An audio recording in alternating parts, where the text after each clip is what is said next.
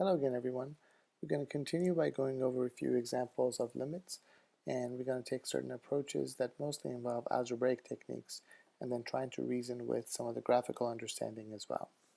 So the first example that we have involves limit as x approaches 8 of x cubed minus 64x over x minus 8. In this case, what I would like for you to notice is that when we and in the numerator we have x times x squared minus 64, which is the difference of two squares, which factors to be x plus 8 times x minus 8. Well, that's a clue that the x minus 8 in the denominator and the x minus 8 over here, these two expressions are what are making this expression indeterminate. Now in this case, and in class, we talked about the fact that if you were to take 8 and input it into this expression, that's what would cause you to 0 over 0, making it indeterminate. I'll show you an example of that in the following example as well. But these two expressions, if the indeterminate part is taken away, then we get x times x plus 8, which can now, you can evaluate it by plugging 8 into these two expressions. So 8 in here for x, 8 plus 8 is 16, 8 times 16 is 128. The next example we're going to take a look at is the limit as x approaches 16 of the square root of x minus 4 over x minus 16. Now in this case, what we're going to try to do is, as always, if possible, we're going to try to input x equals 16. Well, if you take x minus 16 and try to put it in here for x, the square root of 16 is 4, 4 minus 4 is in fact 0. Take 16, put it in here in the denominator, and you get 0 over 0, which is our indeterminate form. Indeterminate doesn't mean that the limit can't be evaluated, it just means that in its present form, we cannot determine what the limit is. So to change the form, we're going to multiply by the conjugate of the numerator. The conjugate of the square root of x minus 4 becomes the square root of x plus 4. But we need to multiply the top and the bottom by this second expression. So therefore, in the numerator, we get the square root of x times the square root of x, which is our x. And then the outer term, the square root of x times positive 4, and the square root of x times negative 4, those two will cancel out. Negative 4 times 4, that part gives us the negative 16.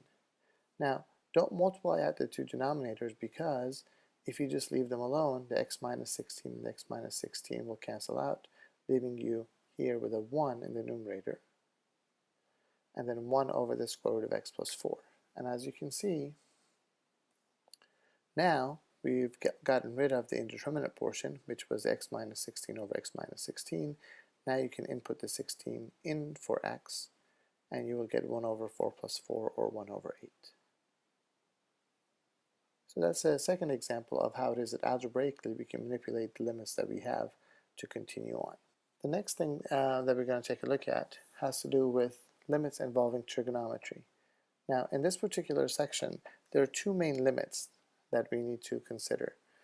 In class, we're going to take a look at how we use the squeeze theorem to show that the limit as theta approaches 0 of sine theta over theta equals 1, and the limit as theta approaches 0 of 1 minus cosine theta over theta equals 0. But let's consider a couple of examples that utilize these two special limits. So pretty much as we go through, we might come across, and these two would be called our special limits. So these special limits, you're expected to know not only what the specific limits are equal to, but how it is that you can manipulate the different expressions that involve these limits to solve different problems. So to begin with, we can see that in problem 17 in the book, you're told limit as x approaches 0 of tangent of x over x. Well, if you were to take 0 and put it in for x, tangent of 0 is 0, and then x would stay 0. 0 over 0 is that indeterminate form. Again, as we talked about it in the last example, indeterminate doesn't mean that the limit doesn't exist. It just means that in its present form, you can't determine what it is. So somehow we have to change the form. Well, we remember that the tangent of x, as we have it, is sine of x over x. And dividing by x is the same thing as multiplying by 1 over x. The part that I would like for you to notice is that this portion, the sine of x over x, as a limit for x approaching 0, that should look familiar. That is in fact our special limit that we talked about right up top. Remember, there's not a difference between having a theta or having an x. So what's left over is this 1 over cosine of x, and I wrote that in a separate color over here. Recognizing that the limit as x approaches 0 of sine of x over x is 1, we can use the properties of limits to just be left with limit as x approaches 0 of 1 over cosine of x. Now take 0 and plug it in for x. Cosine of 0 is 1. 1 over 1 gives us 1. So here we had to know the special limits as we had it up top, as well as how it is to use the properties of limits to arrive at this expression. Number 18 at the outset looks a little different, but what I'd like for you to notice is that in this case, the moment you change secant of x, because secant is the same thing as the reciprocal of the cosine function, then right off the bat what we'll notice is that this portion looks identical to what we just finished in the previous problem, and we are still left with the limit as x approaches 0, limit as x approaches 0 of 1 over cosine of x, which is exactly the same as the previous problem. So try not to get thrown off by some of the problems that in the beginning look different. But always, always, always look at these special limits, because the angle that you have, the expression that you have, has to be approaching 0. So both over here as well as over here. So just because you might have an expression of sine of something over that same expression, the angle has to be approaching 0. On to the next example. In this case, we have limit as h approaches 0, sine of 2h times sine of 3h over h squared. Well, remember that the special limit is the sine of something over that same expression as that expression is approaching 0. It doesn't make a difference what that expression is. It could be x, it could be theta, it could be any cloud or any expression itself. So if we look at it, we want it to have something over itself. If you have sine of 2h over h, at least that looks promising. The same thing is with the sine of 3h over h. But what we want, and this is why I've boxed this in the green square, is that that expression has to match what's in the bottom. If you only have an h, the best way to make this denominator and the numerator match up is to insert a 2 down here. That way the 2h down here and the 2h up here match up. But we're not able to just randomly insert a 2, so we can compensate. If you put a 2 in the denominator, you can also multiply the 2 up top, because 2 over 2 is identically 1. We would do the same thing over here. Because we had 3h over h, we would want this part to also have a 3, so that the 3h in the denominator and the 3h in the sine of 3h match up. But to compensate for having added this 3 down here, we would put a 3 up top. Notice that the box expressions that we have, the limit as h approaches 0 of this box expression, that should be 1, and the limit as h approaches 0 of this box expression, that is also equal to 1. And what we're left with is that this first expression is strictly 1, and this limit over here is also 1. And what we're left with is a 2 over here and a 3 over here. That's precisely this 2 over here and this 3 over here. So now that we evaluated two limits, we multiply these two numbers, and our final result becomes 6. On to the next example. Now, the following section, what we're going to talk about are infinite limits, or limits towards infinity. Notice that your book will give you the following two expressions. The limit as x approaches infinity of a function is equal to L. Remember in class we mentioned that you can think of this L as just being the limit value. If the function gets closer and closer to this value L as x's tend toward infinity. So we're going to get infinitely close to the limit value as our x's tend towards infinity.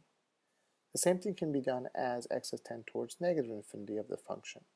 And then our limit would be L as our function gets closer and closer to this value as our x's tend towards negative infinity. I wanted to start by showing you a graphical example of a function, a rational function that we should be familiar with, and that's 1 over x. Well, if you identify what happens, limit as x approaches infinity, So limit as x approaches infinity of 1 over x, you can think of it in two ways. As the x values get extremely large, imagine 1,000, a million, a billion, 1 over an extremely large number becomes very, very small. In fact, it tends towards 0. Graphically, I want you to think of it as a horizontal asymptote. So that's why I have this dotted line drawn over here. As your x values tend towards infinity, the function value along the curve, as we talked about with limits, you always do along the curve. As x's go towards positive infinity, the function value is going to approach 0. So that would in fact be our limit. The same thing would happen for the limit as x approaches negative infinity. Again, imagine if x is getting smaller and smaller, negative 1,000, negative a million, negative a billion, 1 over something extremely negative, well, 1 over a million, even if it's negative, that's very, very small and close to 0. And it's in fact going to approach 0 and get infinitely close to that. Graphically, as x gets very, very, very small, the function value is going to approach 0. And so this particular function will have a horizontal asymptote at y equals 0, and we see that the limit as x approaches infinity of the function is the same thing as the limit as x approaches negative infinity of this function, and they're both equivalently 0. The next type we're going to take a look at are when you're doing an infinite limit and you have a complicated rational expression. So in this case, I wanted to show you the approach that your book takes, which is the correct algebraic approach to solving these complicated expressions. So I want you to think of 20x squared minus 3x over 3x to the fifth minus 4x squared plus 5. In this case, there are two things to consider. We could apply the quotient rule, the quotient law, as the book suggests.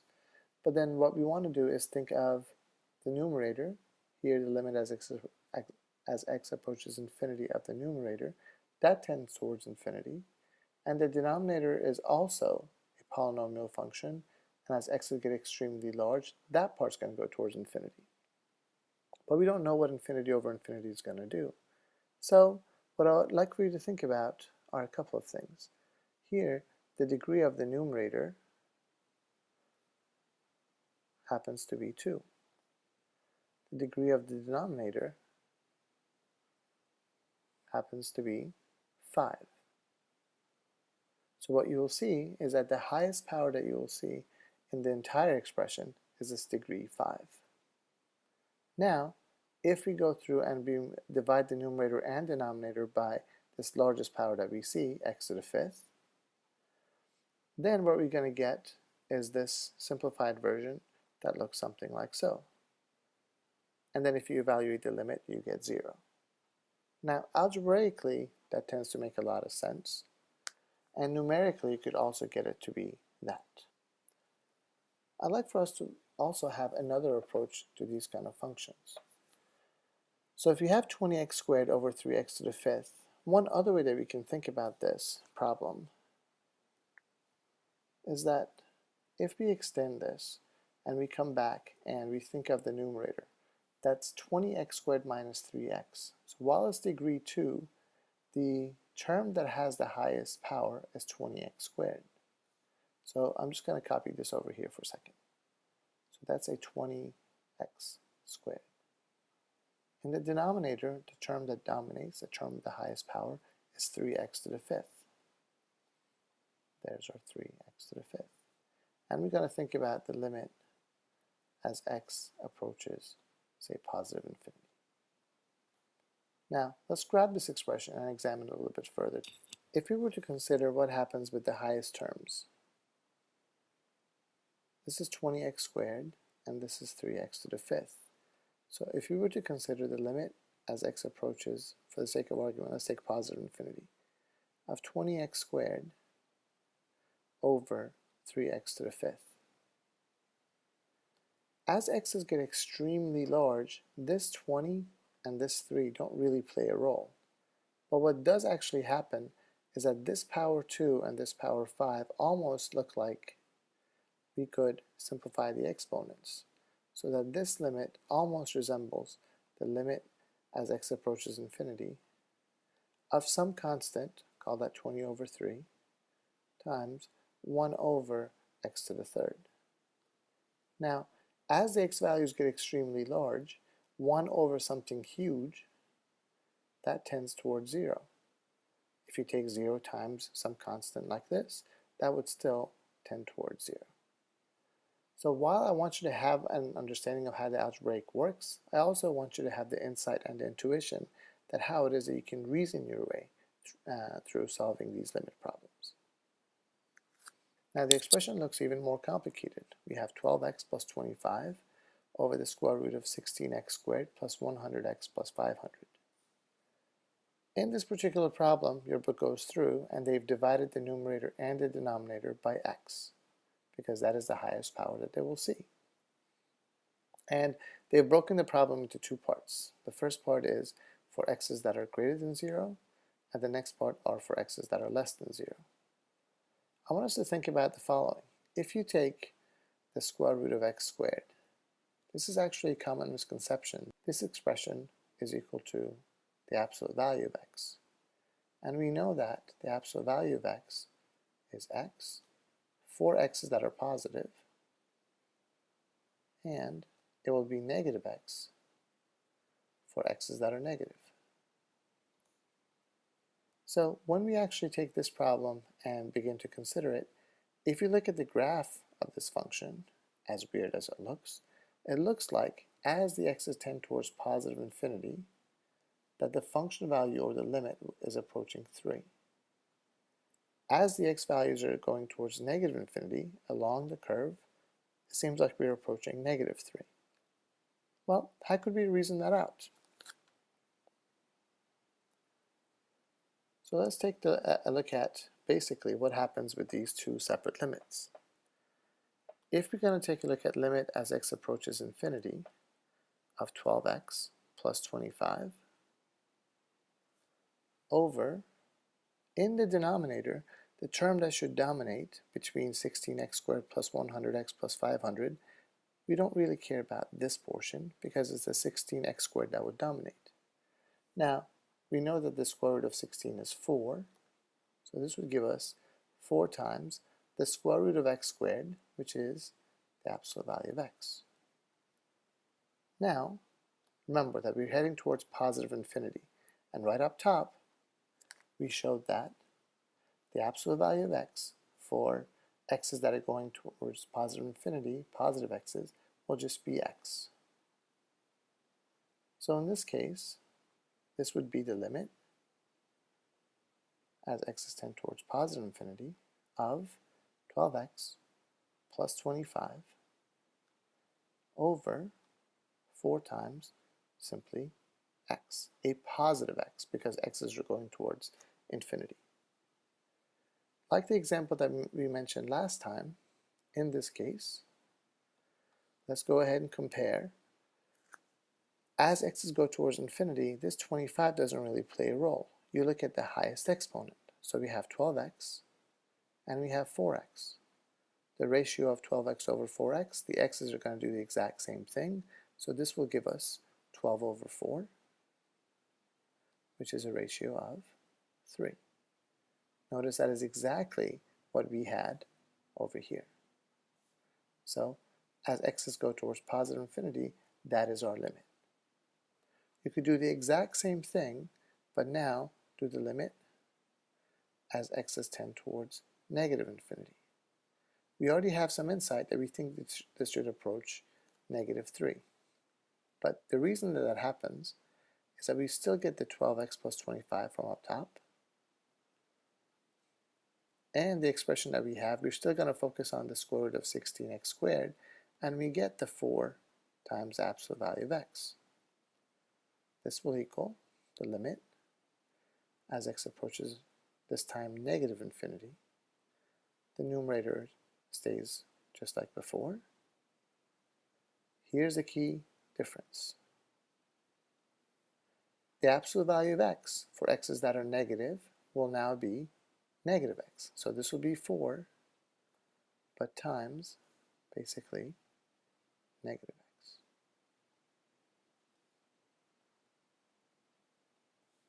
So the expression that we get, this limit, as x approaches negative infinity,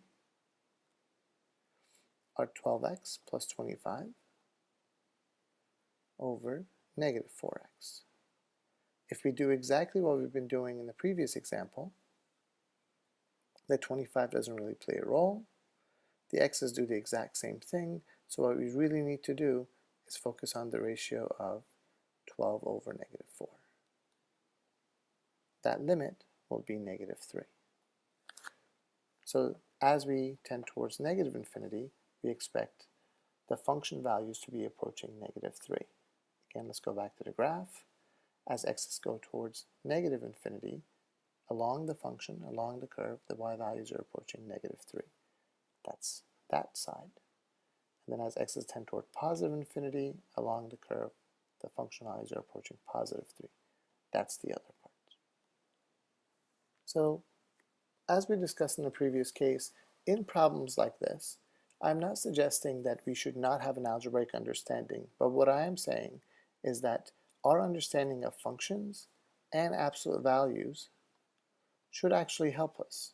So by the time you get to the square root of 16x squared, we should understand that the square root of 16x squared is basically 4 times the absolute value of x.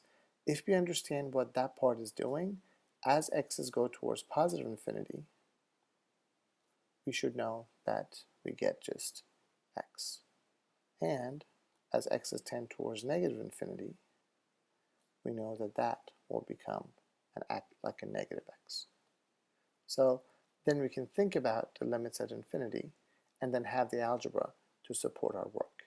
But then we still have some reasoning skills to allow us to anticipate what ought to happen. Lastly, what I'd like for us to do is take a few random examples of limits and reason our way through them. So for instance, if we start with something like number 8 from this section, limit as x approaches infinity of 3x squared plus 20x over 4x squared plus 9. If we have access to a graphing software or graphing calculator, we can take a look at what the function is doing, but I want us to also have the power to anticipate. So in this case, in the numerator, the term that dominates is the 3x squared. In the denominator, the term that dominates between 4x squared and positive 9 will be 4x squared.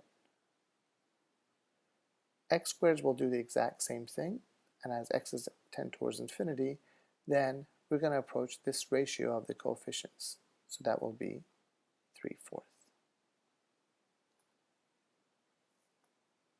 One like number 10, limit as x approaches infinity of 4 over x plus 5. You can either compare the degree of the numerator with the degree of the denominator, or you can numerically reason out what happens. The numerator is constantly 4. Now, the denominator, as we have it, is going to get larger and larger and larger. So this will be 4 over something extremely large. Well, 4 over something extremely large will approach 0. So that would be your limit. The last example I want us to take a look at is something like, for instance, number 16. Limit as x approaches negative infinity, 2x to the 5th plus 3x to the 4th minus 31x over 8x to the 4th minus 31x squared plus 12. In this case, again, remember that we're taking a look at x's as they become increasingly negative. In the numerator, the term that's going to dominate is the 5th power. Be careful because sometimes these terms won't always be written in descending order. So now, in the denominator, 8x to the 4th minus 31x squared plus 12, the term that should dominate should be 8x to the 4th.